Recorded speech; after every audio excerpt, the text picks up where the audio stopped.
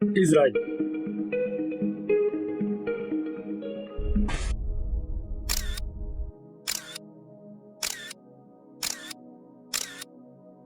एक ऐसा देश जिसकी पॉपुलेशन भारत की बेंगलोर सिटी से भी कम है। अगर इस देश का टोटल साइज देखा जाए तो शायद ये भारत के केरला राज्य से भी छोटा है।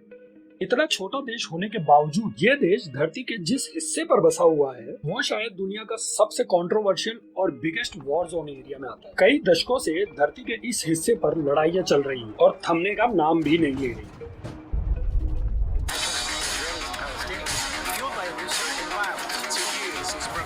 Conducted a wave of airstrikes across Lebanon, targeting an associated between Israelis and Palestinians have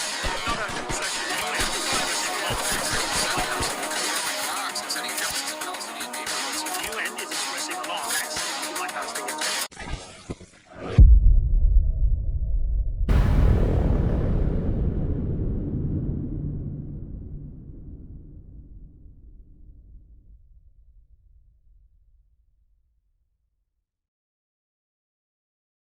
अब आपके मन में एक क्वेश्चन आ रहा होगा कि ऐसी क्या वजह है जिसकी वजह से यहाँ पर लड़ाइयाँ रुक ही नहीं पा रही। हम आए दिन न्यूज़पेपर, आर्टिकल्स, टीवी चैनल्स और सोशल मीडिया के थ्रू सुनते हैं कि इस पर्टिकुलर एरिया में कुछ ना कुछ लड़ाई से रिलेटेड चलता ही रहता है और पूरी दुनिया भी इस पर्टिकुलर एरिया में अपना सबसे ज्यादा इंटरेस्ट रखती है। आज दुनिया में यूएन जैसी बड़ी बड़ी संस्थाएं होने के बावजूद इस पर्टिकुलर एरिया के अंदर जो लड़ाइयाँ चल रही है उनका सोल्यूशन नहीं करा पा रही। और इससे भी बड़ा सवाल ये है कि क्या हो गया है ऐसा जिसकी वजह से सारी अरब कंट्रीज इजराइल के खिलाफ हो गई है और इजराइल को नापसंद कर। और क्यों इजराइल इतना छोटा देश होने के बावजूद, इतनी कम पॉपुलेशन होने के बावजूद सभी अरब देशों के नाक में दम कर रखा है। इस एरिया में इतनी लड़ाइयाँ चलती रहती है, इतने ग्रुप्स के बीच में लड़ाइयाँ चलती रहती है कि कुछ नाम तो आपको याद हो चुके होंगे, जैसे कि गाजा पट्टी, Hamas, temple mount, West Bank, Palestine. आज हम इसी पर्टिकुलर टॉपिक के बारे में डीप डिटेल्स में डिस्कशन करेंगे, पर उसके लिए हमें इस पर्टिकुलर टॉपिक के बारे में सब कुछ जानना बहुत जरूरी है।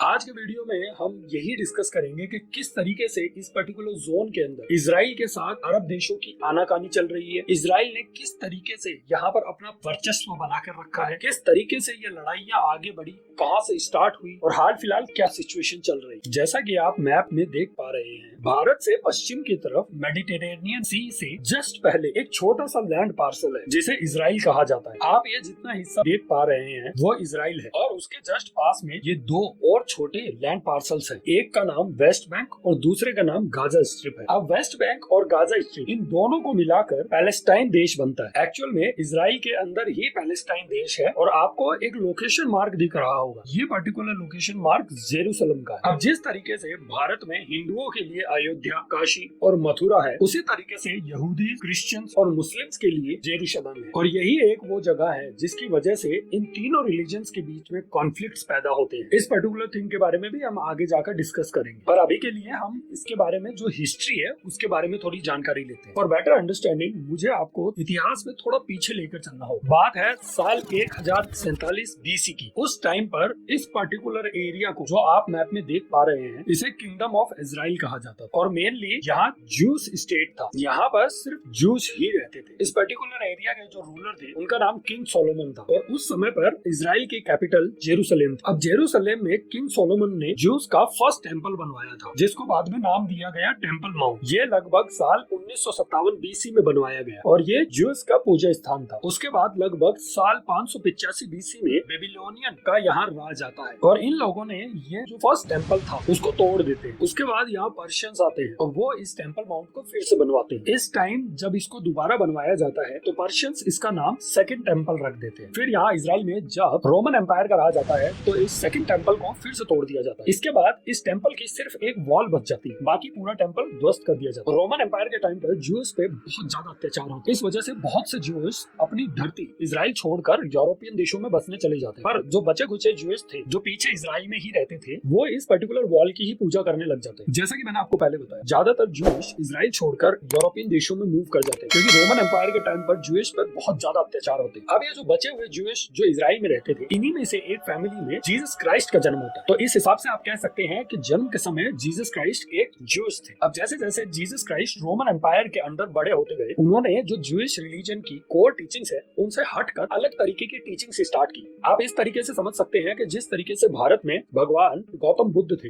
उन्होंने भी हिंदू रिलीजन टीचिंग से हटकर अपना एक नया धर्म बनाया, अपनी एक नई टीचिंग से स्टार्ट की। वो पैदा हिंदू आइडेंटिटी के साथ हुए थे, बाद में इसी टीचिंग्स के फॉलोअर्स ने अपना एक अलग से धर्म बनाया जिसे हम आज बुद्धिज्म के नाम से जानते हैं। ठीक इसी तरीके से जीसस क्राइस्ट ने ज्यूइश आइडियोलॉजी से हटकर क्रिश्चियनिटी की शुरुआत। अब जब जीसस क्राइस्ट ने उस पर्टिकुलर एरिया में क्रिश्चियनिटी की टीचिंग्स देनी स्टार्ट की तो इनकी टीचिंग्स बहुत जल्दी फेमस होने लग गई और काफी तेजी से इनकी टीचिंग्स आगे फैलने लगी। अब जो वहाँ के लोकल ज्यूइश थे उनको ये बात पसंद नहीं आई। बात इस कदर बढ़ गई कि वहाँ पर जो ज्यूइश बचे थे उन्होंने मिलकर सबके सामने जीसस क्राइस्ट को क्रूसीफाई कर दिया और इस वजह से जीसस क्राइस्ट की जान चली गई। जिन लोगों को नहीं पता क्रूसिफिकेशन क्या होता है तो बताना चाहूंगा, ये जो इमेज आपके सामने है, इस इमेज में ये जो क्रॉस है इस पर कीले ठोककर जीसस क्राइस्ट को लटका दिया गया था और उसी की वजह से उनकी जान चली गई। अब ज्यूइश ने जो ये हरकत की थी उसकी वजह से क्रिश्चियंस के मन में ज्यूइश के प्रति एक नेगेटिव सेंटिमेंट्स बन गए थे और आज तक ज्यूइश को इस क्रूसिफिकेशन के लिए ब्लेम किया जाता है।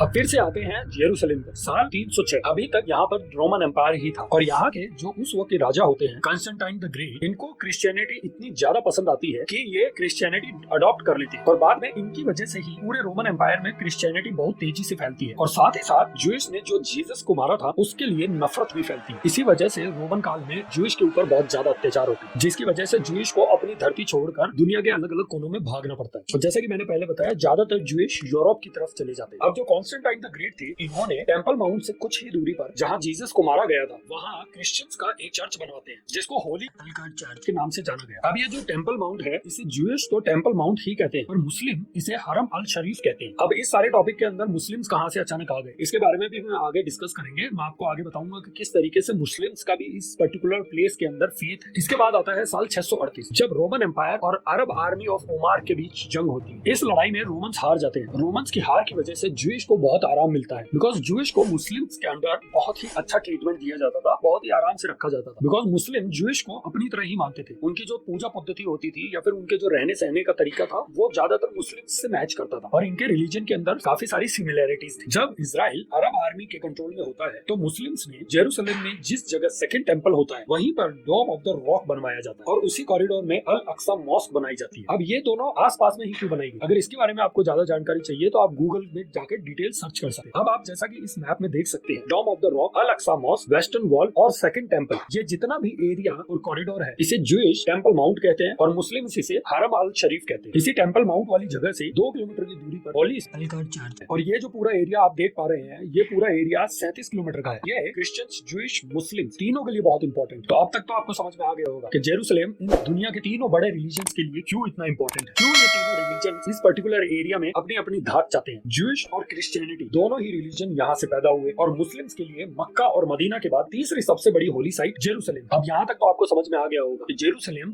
तीनों रिलीजन्स के लिए सिर्फ एक कॉन्फ्लिक्ट ऑफ इंटरेस्ट वाला एरिया बनकर रह गए। किस तरीके से ज्यूइश को अपना देश और अपनी धरती छोड़कर भागना पड़ा और जो ज्यूइश यहाँ से निकलकर यूरोप में गए उनको वहां जाकर भी कोई अच्छा ट्रीटमेंट नहीं मिला, वहां भी उनके साथ में डिस्क्रिमिनेशन चलता रहा। इसी वजह से सारे ज्यूइश ने मिलकर एक जायनिज्म नाम का प्रोटेस्ट स्टार्ट की और ये जो जायनिज्म प्रोटेस्ट था ये एक बहुत बड़े लेवल पे चला। प्रोटेस्ट का मेन मोटिव जो था वो यही था कि ज्यूइश के लिए एक अपना अलग से स्टेट हो, अलग से एक देश हो।